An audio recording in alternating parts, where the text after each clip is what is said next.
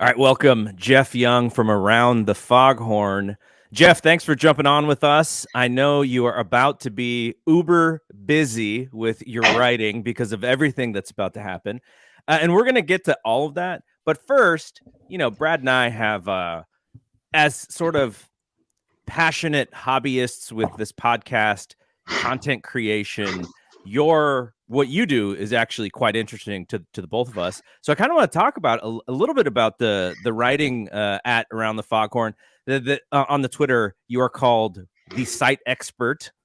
And so just kind of want to get a little bit of background. Like, how did you get into the gig? And you've been doing it for 5 years. I'm assuming that comes with a deep fandom for the Giants as well.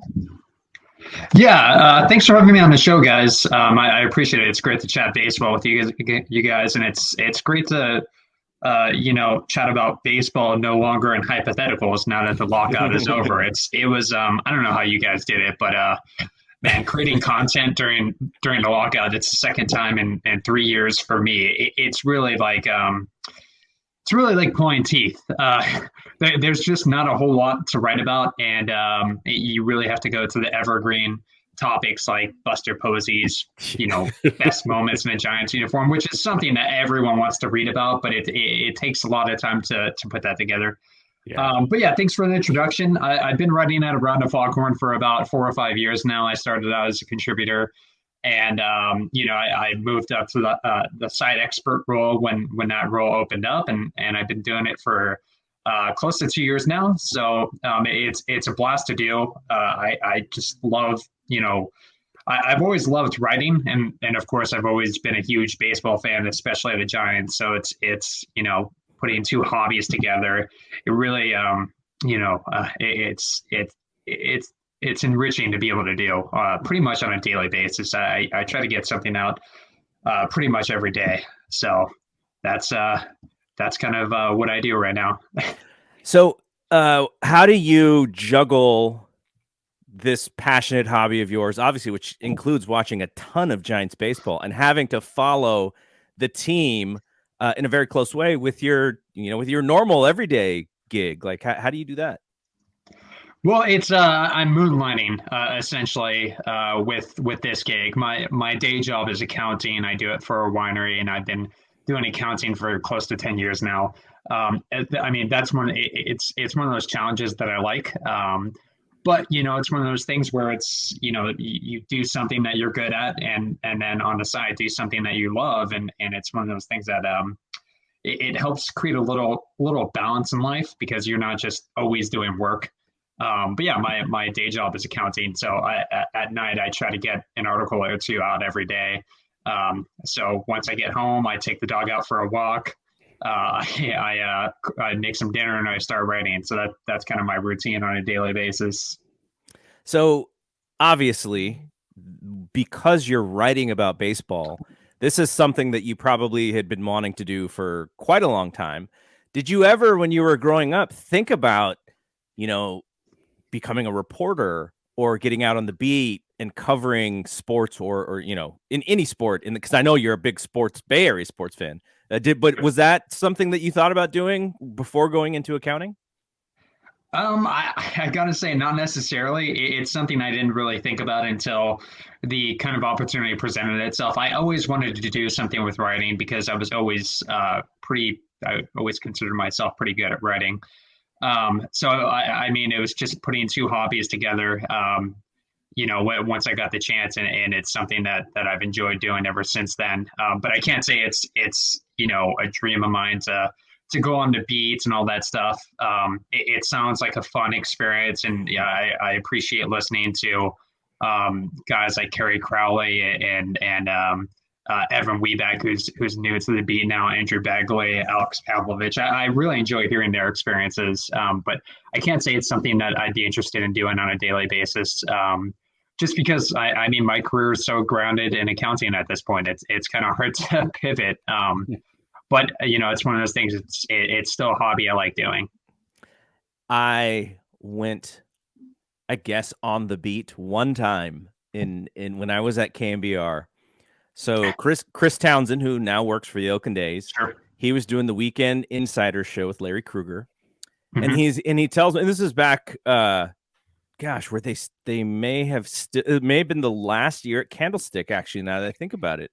Yep. So he goes, "Hey, do you want to go to the park?" And I was like, "Awesome." I mean, I didn't know what all of that meant. I just we'll go in the clubhouse and we'll talk to some guys, and you can help me and hold the microphone and do all this stuff. So I was like, "Oh, cool."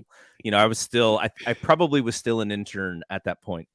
And so we go in there, and I want to say it's Giants Phillies or something like this. This is probably 97, 98, or right around that time frame.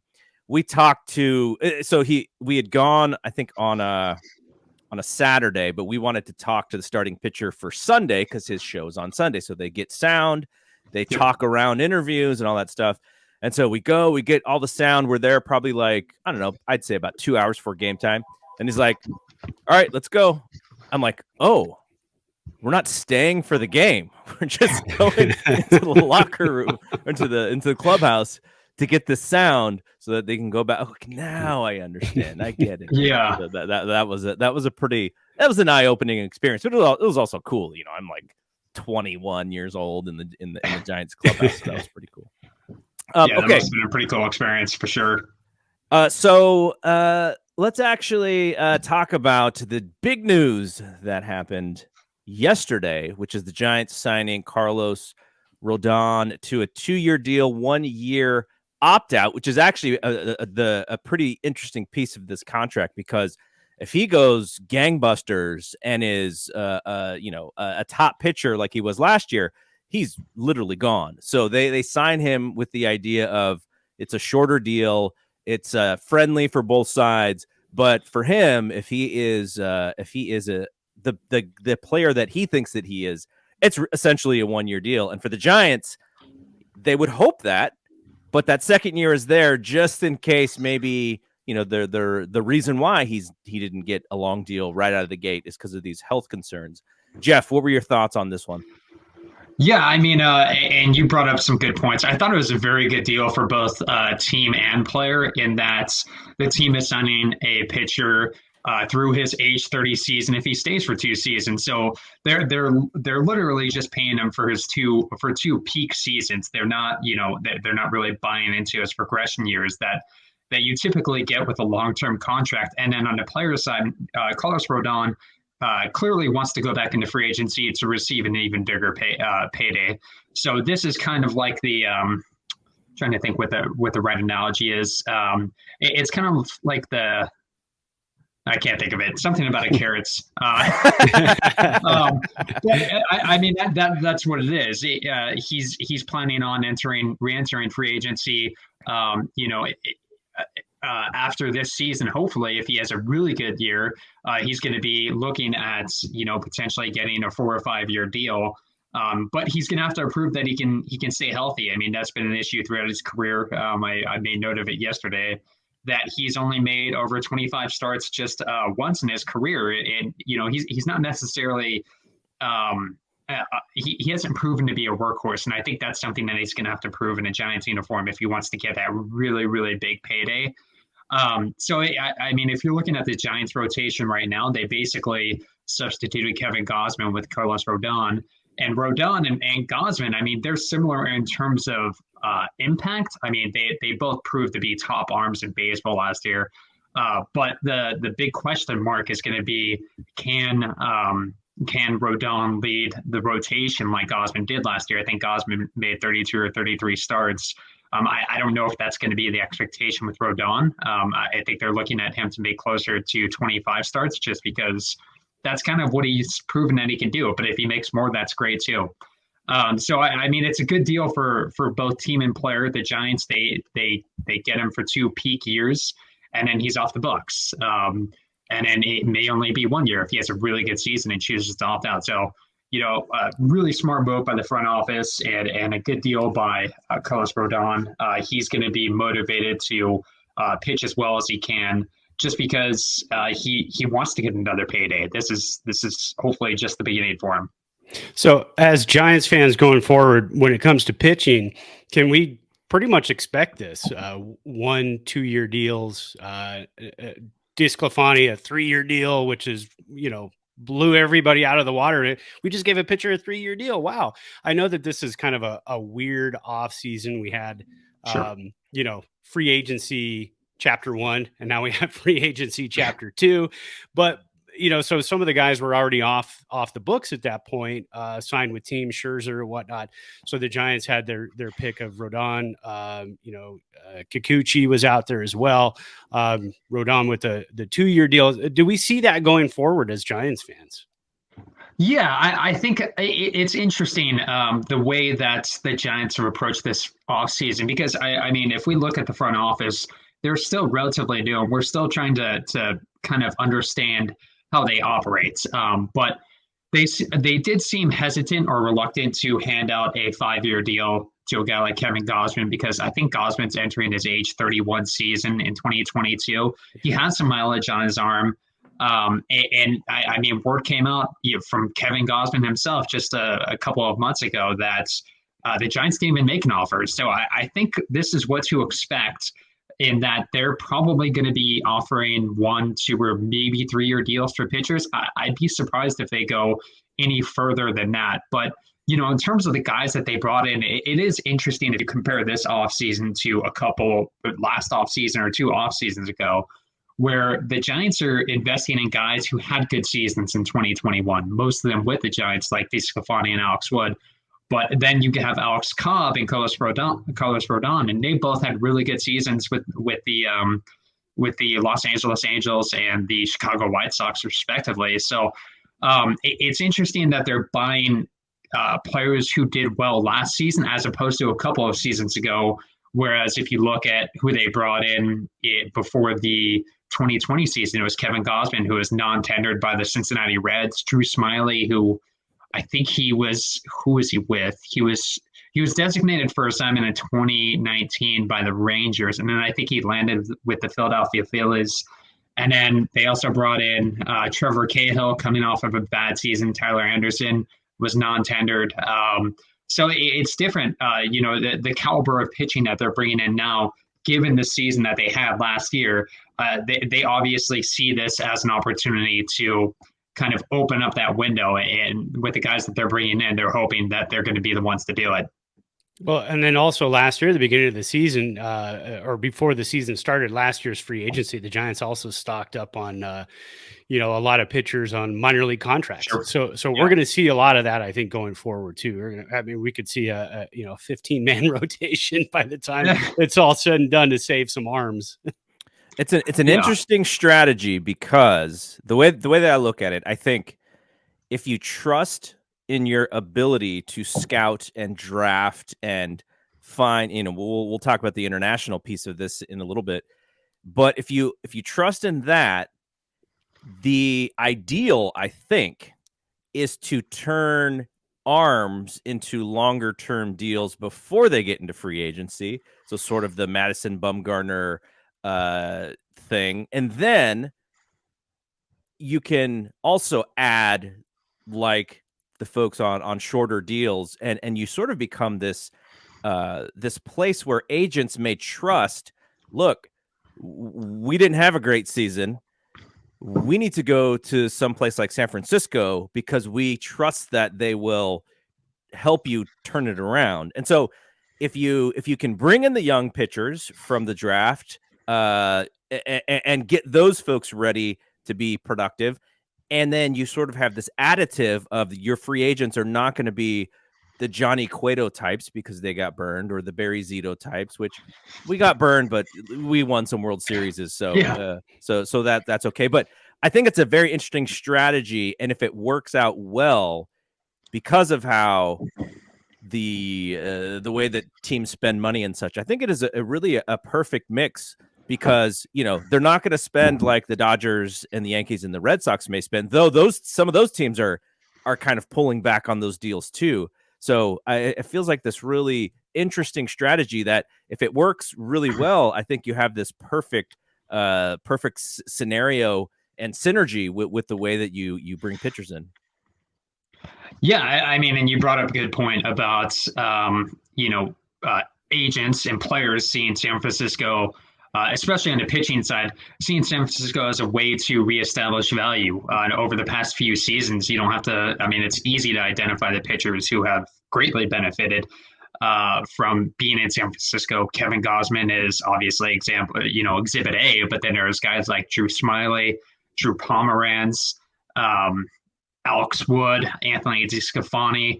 I mean, money talks, and these guys, they come to San Francisco, after a really poor season, whether it be from performance or injuries or a combination of both, and they perform well, and they go out into free agency and they get a pretty substantial contract. So, I mean, I think from the agent side and the player side, pitchers are seeing San Francisco as a destination, as a destination to reestablish their value. And then, of course, the fact that they play half their games at Oracle Park, which is one of the more pitcher-friendly ballparks in baseball. I mean, they really don't have to do a ton of recruiting at this point, because I think there's more interest in people going to San Francisco, or pitchers wanting to go into San Francisco. There's obviously going to be interest just based on how guys have rehab their value and gotten paid as a result. And then to your note about the Dodgers and how they operate. I mean, I'm trying to think who's in their rotation right now. Outside of Kershaw, who's on a 1-year deal, but basically it's guys that they've drafted. I mean, you look at Walker Buehler. I mean, Kershaw, of course, they drafted as well. I think 15 years ago at this point. But then there's Walker Buehler, Dustin May, Tony Gonsolin. These guys have been pretty impactful arms, and I think they, if they feel like there's the right arm to bring in, they can do it. But the fact that they're drafting and developing these players and bringing them up, I mean, obviously, drafting and development has it's a cost-effective strategy, because the first few seasons, these pitchers, they're not, many of them are not making close to market value because of how the current rookie contract is structured. So, I mean, the Dodgers, as much as we want to dislike them just because they've been our rivals for years and years and years, it's hard to argue with the results. And I mean, the fact that they're able to bring in guys like Mookie Betts and Freddie Freeman, they haven't brought in Freeman yet, but obviously as of last night, they were talking, and word was that talks were intensifying.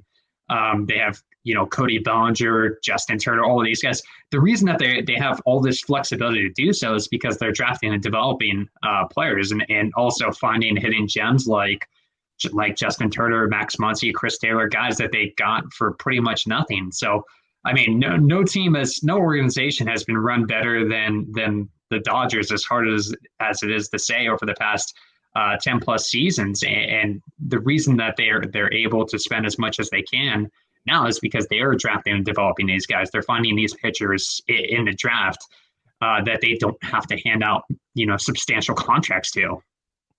Yeah, Brad and I have talked about, while we dislike the team, we also want to sort of be a carbon copy of how they do business. And because it is, you look at how they compete every year, and no team has competed like how they've competed in baseball, over the last X number of years. Okay, so I have one more question about the pitching staff, and then we'll kind of change gears and talk about your article on Suzuki. So we have five.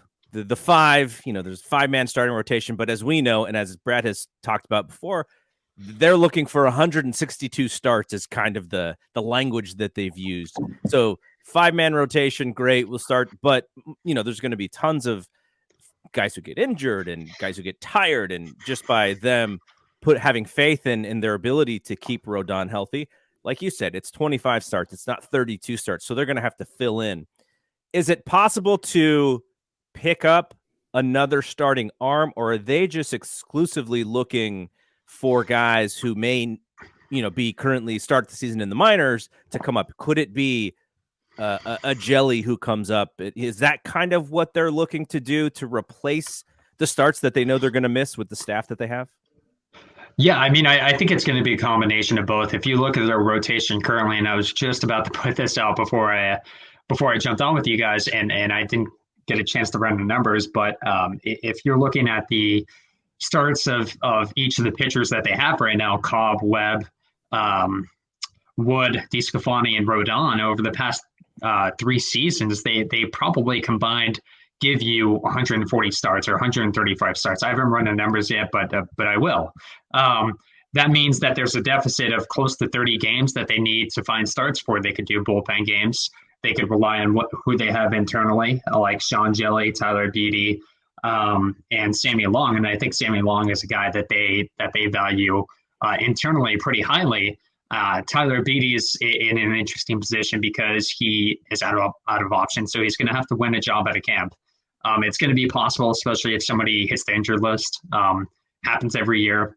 So, but I think to your point and to your question, I think they're still going to be looking at the free agent market for non-roster guys, especially on the reliever side. They're going to bring in more non-roster relievers like they did last year. They had a bunch of experienced arms. They're gonna do that. It's gonna be hard though, because their bullpen's in a different position than it was last year. There were so many open spots, but if you're looking at the bullpen this year, I mean, it's pretty much full because guys like Camilo Duvall and Jake McGee and all these guys, Jose Alvarez, Harlan Garcia. I mean, they all these guys have pretty established roles. So I think they're still going to be looking at starting pitching at free agency. It's going to be hard just because they have 5 guys on guaranteed deals. That doesn't mean that they're not going to be able to find somebody out there. There's a name I like a lot as kind of a sign and stash type of player, and that's Danny Duffy. He pitched for the Kansas City Royals last year. Was traded to the Dodgers at the deadline. He had a really nice season with the Royals. He was injured, but he's also not going to be healthy up until June. So, spring training is starting right, in about a week or so, and at that point, the Giants and baseball should be able to use the 60-day disabled list. So they could sign him, put him on the 60-day disabled list. That takes him off the 40-man roster, so he's not holding up a roster spot. So he's somebody that I like as a pitcher who can help you down the stretch. Maybe he gives you 15 starts in July, August, and September, and I think that would be a win. But he's also going to command a pretty significant contract for somebody who's going to miss, half the season. And then I'm thinking of I'm trying to think of who would be a fit based on who's currently on the Giants roster. And there's one name that kind of stands out, and he used to pitch for the Giants, and that's Yasmiro Petit. And the reason I say that is because he's legend. He's he's a legend. He's the prototypical, bulk innings reliever. He can move seamlessly between the bullpen and the rotation. And I think the Giants, if you can have like a bulk innings arm in the bullpen and somebody gets hurt, you can just slot that bulk innings arm into the rotation if that happens. So he's a guy I like because the Giants have experience with him. He's, he can handle a pretty heavy workload, and he kind of does what the Giants like in a pitcher, in that he's not going to blow you away with a fastball or anything like that, but he tends to get a pretty decent amount of strikeouts, doesn't hand out a lot of walks, and I think he typically gets a pretty good ground ball rate, and that's kind of the current Giants archetype for a pitcher right now. All right, let's talk about this article on Suzuki, because this is the guy that Brad and I have circled on our list for pretty much from the end of the season, and especially once Buster Posey retired. We've brought a bunch of people on this show to talk about Suzuki as well. So you wrote that it sounds like they're sort of one of the top 5 teams who have interest in him. I know on Grant Brisbee's list, he was number 1. Rodon was number 2. How, I guess likely is the wrong word, but the Giants have in the last few years historically been in on some really high valued guys, going back to Stanton, Bryce Harper, but they've finished in the runners up position. In this scenario, Suzuki fits so perfectly, it almost feels like they have to go and get him. But what is your expectation here when it comes to, where they finish with Suzuki? Yeah, I mean, the Giants over the past few years, especially looking at the international market, they always find a way to finish in second place, and I don't know if that's intentional or not. But if you look at a guy like Seiya Suzuki, I mean, he's a right-handed hitting outfielder. The Giants certainly have a need for another right-handed hitting outfielder, given that they have Darren Ruff and Austin Slater from the right side in the outfield. So they probably need a third bat to complement them. But he's a fit for just about every team in baseball, and that's what makes it so hard to predict how he might land with the Giants. But he's also, he's got that perfect combination of great bat to ball skills, good plate discipline, and enormous power. Like he has an idea of what he can do damage against when he's up at the plates. And that's obviously something that the Giants value pretty highly. I mean, I think if you look at there's a metric out there. It was it's called ozone percentage. And it's basically a percentage that shows how often the Giants swung at pitches outside of the strike zone. That's where the O comes in. Some of the better teams in baseball have the lowest ozone percentages. I think the Giants were, they had the third lowest percentage. So, I expect, and that number, I don't think it's available for Seiya Suzuki because his numbers are from the NPB and they're just, those stats aren't readily available yet. But, for a guy who walks, who has a history of walking at a rate of like 15% and striking out at a rate of 15%, I mean, that's a phenomenal number. And I think to go along with the power, he does do he approaches his approach at the plate definitely fits with what the Giants want. And the question is going to be what is it going to cost the Giants, or what is it going to cost any team? And that's hard to predict because for what it's worth, MLB trade rumors had Seiya Suzuki's contract at 5 years and $55 million. So we're talking about 11 million AAV. And that's something that the Giants could certainly absorb. I mean, they're still about, I think, $85 million below the competitive balance tax. So they have plenty of financial flexibility to get it done. Money shouldn't be an issue as to why the Giants don't land Suzuki. I think for him, he's going to be looking for the best fit. But I think for the Giants, at least, they're in a position where they can spend.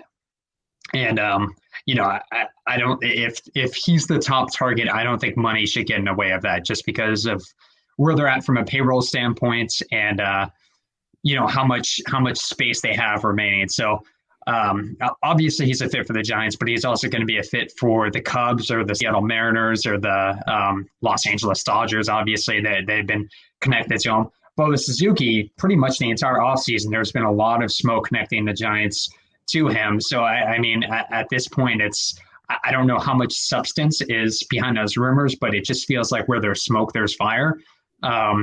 So that's kind of how I see it. I think the Giants seem interested in him. His posting window, he has 20 days to kind of figure it out because his posting window began 10 days before the lockout. So we should have a conclusion or resolution within the next couple of weeks with Suzuki.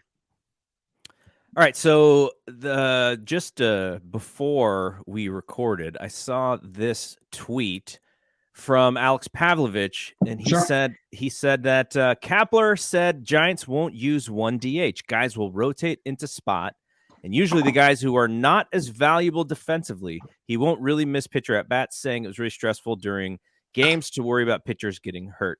And so at the top of the show, Brad mentioned that the MLB Network put together what they perceive to be the Giants' starting lineup. And so putting that quote and then looking at this starting lineup, which they project to be La Stella, Belt, Crawford, Wade, Longoria, Yastrzemski, Ruff, Duggar, and Bart. Zadie's quote kind of scares me because there are bats out there. Suzuki's one of them that we talked about, but there are other bats out there specifically who may not be great defensive players who you could plug in, because that lineup, what I just said, it doesn't look like it's a lineup that is going to scare everybody. Now, it's not too dissimilar from what they did last year, but they were so masterful last year at getting production and using a lot of the ability to put in a bunch of left-handers or to put in a bunch of right-handers, depending on who was pitching. Now, I think for fans, it's like, yeah, we did that last year, but it is also nicer to feel comfortable that you actually have some power bats in the lineup, especially when you exit the playoffs the way that they did last year. Do you have any thoughts about the lineup and of what Kapler was talking about when it comes to using the DH? Yeah, I mean, I think if you're looking at what the lineup is going to be on opening day, we're kind of talking about an incomplete picture at this point because free agency is still going on. With that being said, I wasn't sure if that lineup that you posted had Wilmer Flores in there, but if it didn't, I expect him to get a lot of at bats at DH. And it's not because he doesn't have value on defense. He does. He's pretty versatile. He gives him a little bit of coverage at second base and third base and first base as well. But I think, I mean, obviously they're going to be rotating, right? They're going to be using guys like Ruff, Flores, and probably Brendan Belt as well, who, you want to keep him as fresh as possible. He's known for hitting the injured list pretty much every year. And that's not a knock on him. It's just reality at this point. He's 30, he's heading into his age 34 season, I think. But, with that being said, it was interesting that Anxiety said yesterday that the Giants are still targeting, a hitter, and it's not necessarily a right-handed hitter that they're targeting. And it's interesting that they said that because that really opens the field. They can, at that point, they can look at guys like Kyle Schwarber, who doesn't give you a lot of defensive value, but he gives you a lot of power in the batter's box. He has really good play discipline. He's the three true outcomes type of player, right? He either walks, strikes out, or he hits a home run. And I know the Giants saw it firsthand last year when he was with the Nationals for a little bit. They had a series where I think Schwarber hit like 3 or 4 home runs, and he got hot, and then he never really cooled down after that. So I guess shout out to the Giants for making that happen. But yeah, if you start to look at left-handed batters like they indicated, I mean, they could really go in a number of different directions. If they don't get Seiya Suzuki, they could go after Schwarber. They could go after Michael Conforto. I mean, there's a lot of flexibility in what they can do. Just because the way their lineup is constructed, it's just no one's really set in stone in any one role. So I mean, if you're looking at who's going to be the DH, I mean, it could be Darren Ruff, but I don't think his defense was. I don't recall what the defensive metrics said, but just from the eye test, he didn't look that bad when I saw him in outfield last year compared to where he was a few years ago with the Phillies, where you just kind of hit him on defense and hope the ball didn't get hit to him. But I think he was actually pretty good last year, and he showed off a pretty good arm for a left fielder.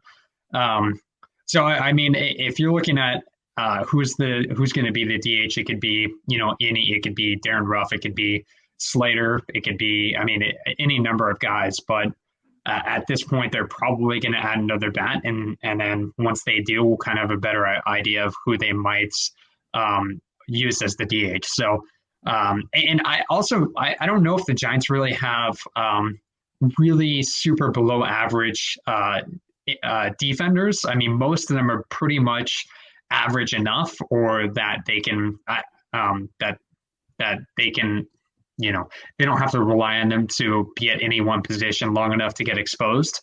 So I think it's not necessarily that they have bad defenders, but I think looking at it now, they probably have a couple of guys that they can slot in a DH pretty easily. All right, before we move to lockout stuff, because I know Brad has some questions for you. Now, I think you already sort of put on your Nostradamus hat with your Danny Duffy thought. Is there anybody else, like if you were to say, here's one guy that they will get, and preferably a hitter, is there one person that you would say, if I was to place a bet, it would be this guy?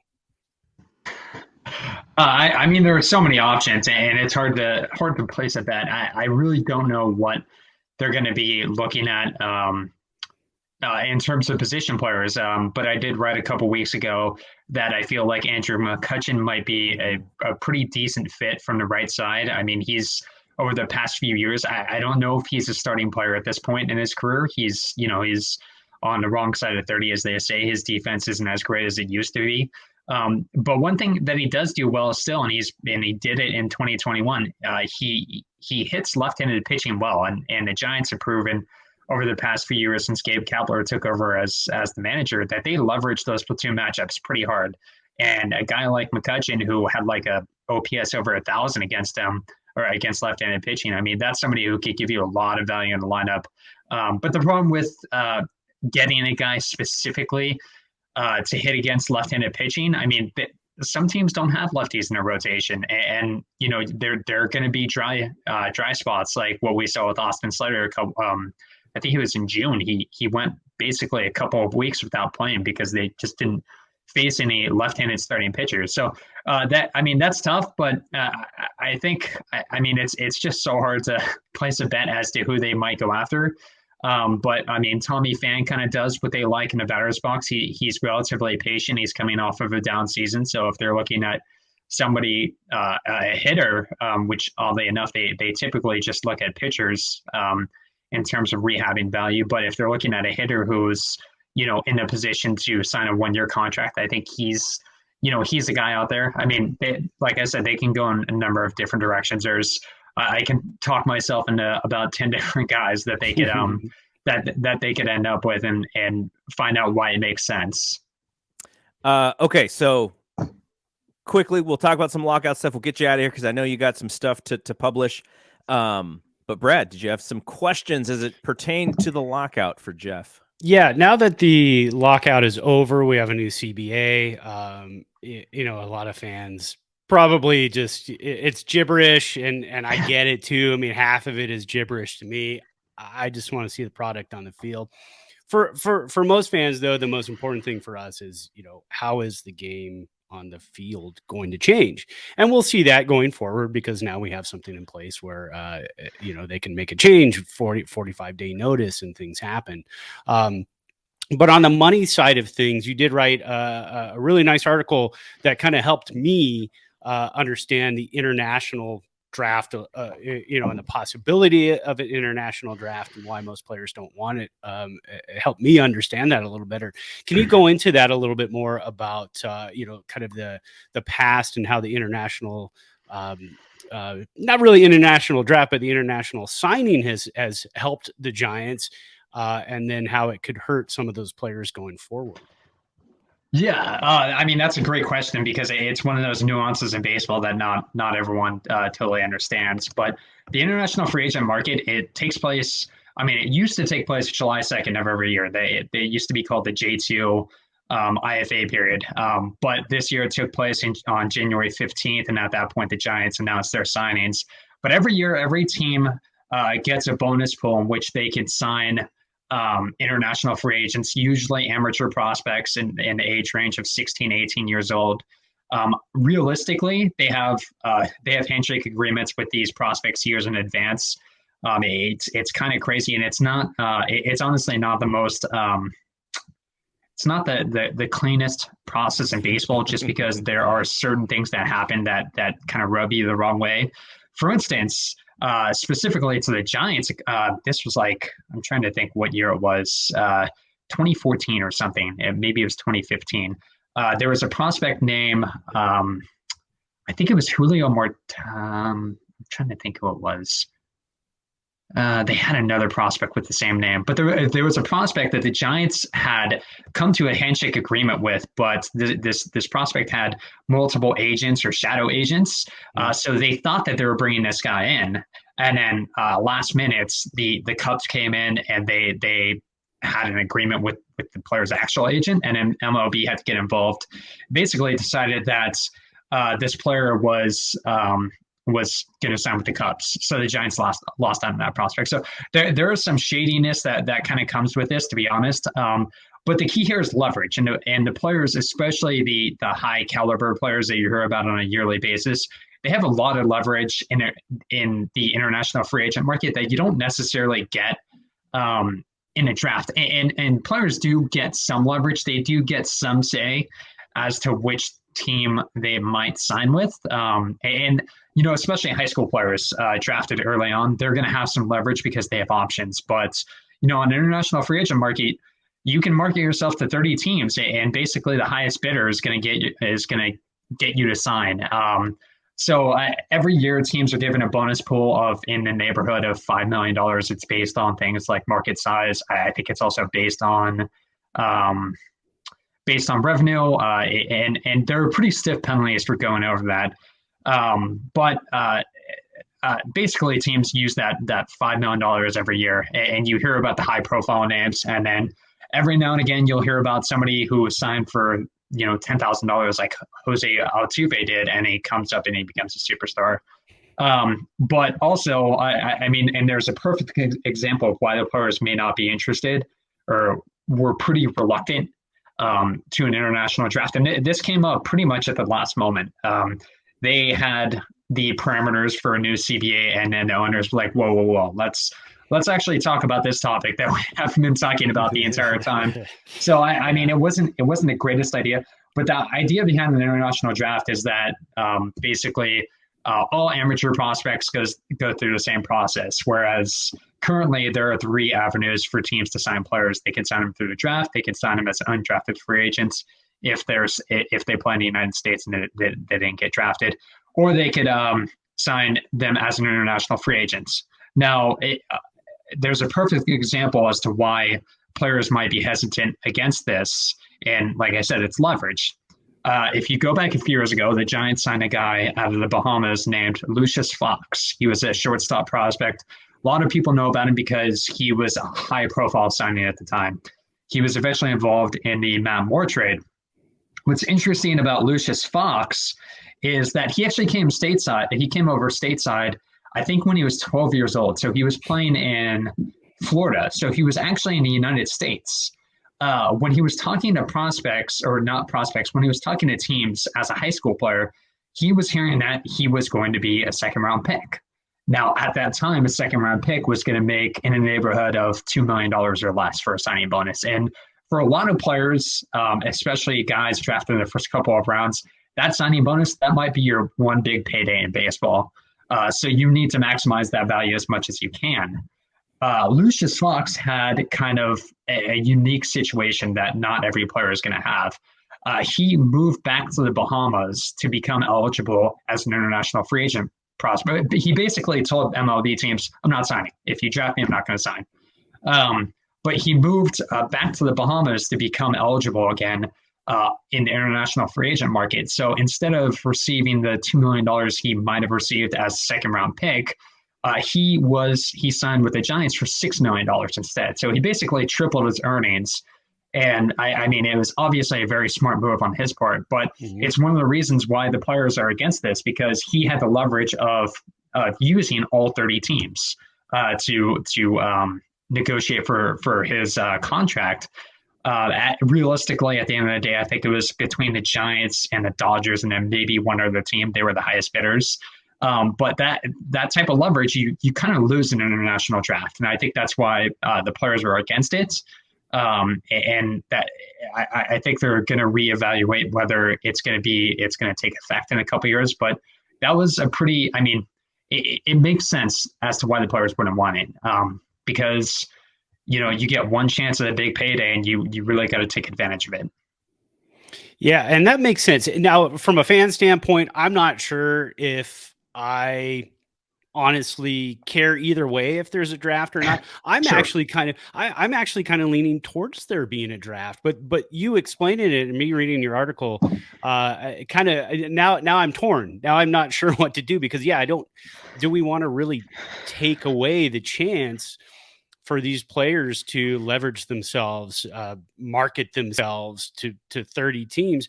I mean, just because they're coming from another country, it doesn't mean they need to get thrown into the U.S. system. They have the chance to also go play anywhere in the world, really, when it comes down to it, just as any baseball player does.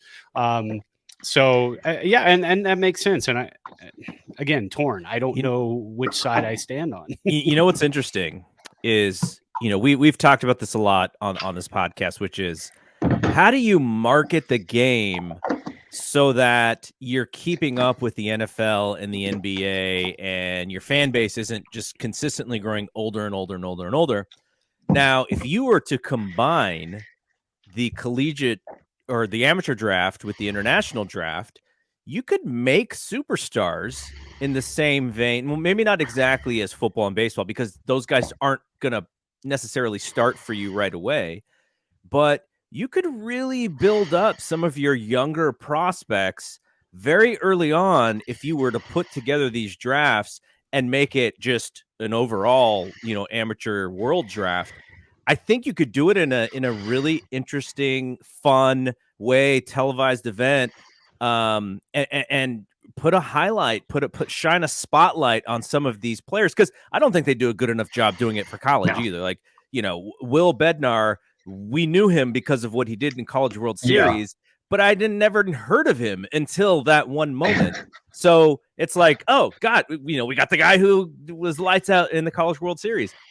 So I think they could do something there where you make some of these guys, but then again, the way that baseball works, you're sort of punishing the younger players until they get to a certain age, and so I don't know. Maybe they make it up in terms of, because if you have a spotlight, then you have other companies who want to get in early on you because there's some marketing there. But I don't know. I just think there's some interesting ideas that and great, Lucius Fox gamed the system, but it's not like the teams aren't also gaming the system. The Giants just built this giant, this academy or whatever in the Dominican, and I'm sure tons of teams are doing that stuff. So it'll be interesting to definitely see what happens with that, because if you were to guess, nothing's going to change for a little while, right? For at least like a year or two, as far as when they figure this thing out.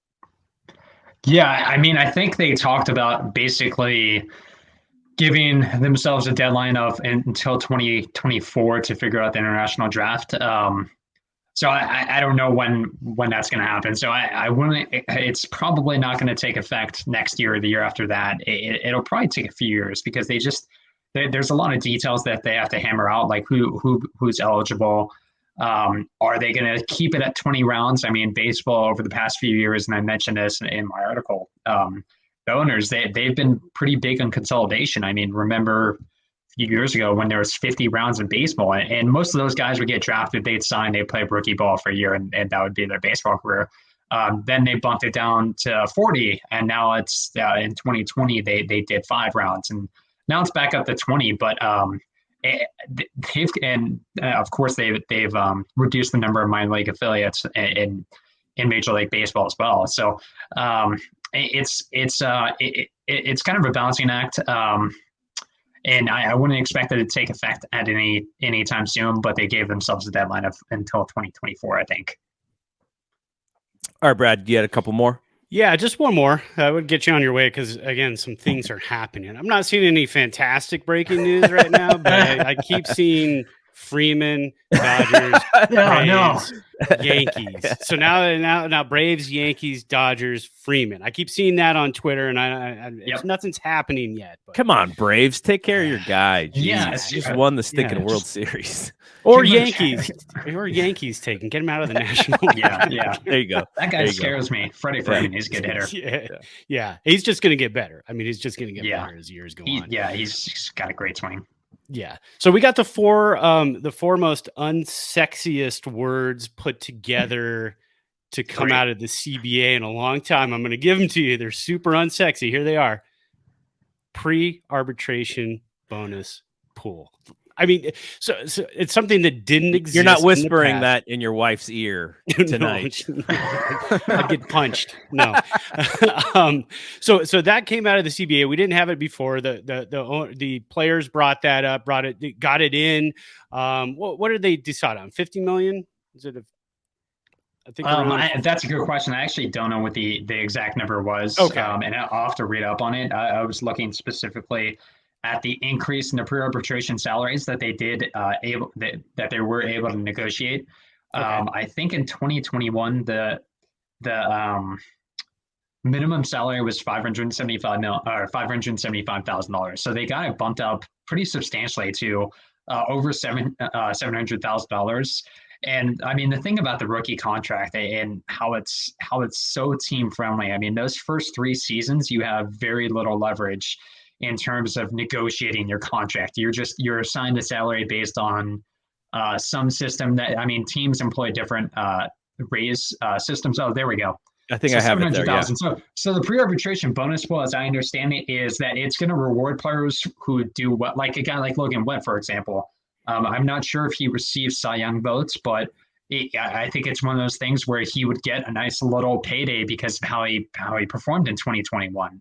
Right now, he's making the major league minimum, and he really has no control over that.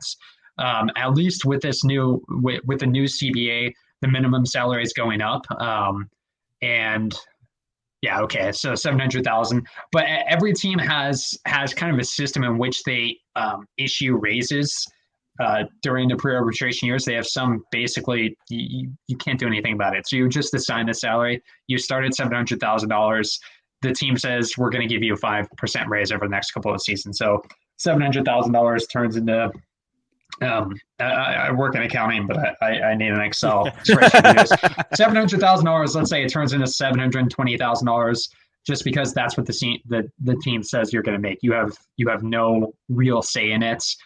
They just renew your contract. That's pretty much the process. But at least with this pre-arbitration bonus pool, it gives players who perform massively above market value, massively above what they make. It gives them a little more opportunity to make a lot of money during that. So that bonus pool, it's really I'm pretty sure it's performance based, and it might be based on like the awards votings, like MVP, Cy Young, Rookie of the Year. But I think there's a war. There's a war aspect to it. There's a war aspect to it. So that's an interesting way to go about it, because I wonder if they're doing the Fangraphs war or the Baseball Reference war. I mean, because there's slight differences, especially on the position player side. Fangraphs includes framing, for example, for catchers that I don't think Baseball Reference captures. So I mean, it's good that the players have a little more ability to make money based on how they perform. So I think it's great for them. It's great that they were able to negotiate that. It's going to be, it gives them a chance to make money during those years. I mean, and kind of on that note, I think the average major league career is 4.5 years. So I mean, your career is not even. Yeah, you don't even. Your career is typically not even long enough to reach free agency, and if you do, it's because you've been designated for assignment so many times, and you've been in the minors for 6+ seasons. I mean, it's baseball. I think when guys like Max Scherzer sign, everyone's like, wow, these baseball players make so much money, and that's true. Certain baseball players do, but that's kind of like the top 10% or 5% of baseball, whereas most guys make the major league minimum or close to it, and this bonus pool gives them a little extra ability to make some more money, especially factoring in that their career may not be as long as we typically see with those high profile guys. Yeah, young players. Cozy up to those writers who are voting for these awards, man. Yeah, I'm sure that's why there's the war component as well, because you don't just want it to be the subjective piece of it. So, totally. Hey, Jeff, you've been awesome. Thank you for doing this. Gosh, this is like catnip for us, like talking about this stuff with somebody who knows it to the extent that you do and who covers it like you do. So let the listeners and the viewers as well know where they can find you, how they can find your work, anything else you want to make public. Yeah, I mean, you can find my work at aroundthefoghorn.com. You can find me on Baseball Jeff on Twitter, on Baseball Jeff 1. I don't really have any other social media outside of that, so pretty right. Limited in that regard. I kind of have a cool piece. It's kind of a different piece that's coming out. I hope to get it out later today. We'll see it, but it's for the prospect hounds, for the Giants prospect hounds. I think it's cool. It's going to be different than what I typically do. So I have that coming out. But on that same note, we can talk baseball for as long as you guys want. I'm happy that you guys have me on. I love talking Giants baseball. I love that we're talking post lockout baseball now. It's exciting. Yes. I don't know about you guys. I shot out of bed yesterday when I woke up because the lockout was over. Like I wake up very early because of my dog and because of work. So I wake up at 4:30. Oh my God. Yeah, I know, it's crazy. But like as soon as my alarm went off, like I don't know if it was because it was a Friday, probably, or if it was because of baseball. But I woke up and I had a smile on my face. I was energetic at work. It was just exciting. Well, getting ready for this show for me, I was quite fired up because you were talking about earlier trying to create content during this time.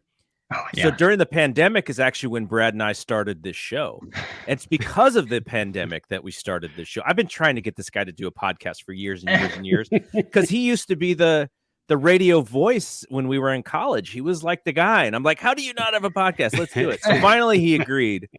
But last year or during the pandemic, we were like trying to figure out what to talk about. We're like, we're going to create these tournaments on out of the park baseball and simulate the things and put them on YouTube and like talk about them and talk about the teams as we were doing it. So it was pretty creative, but at the same time, you just want to talk about what's going on. You can only talk about the history stuff so much.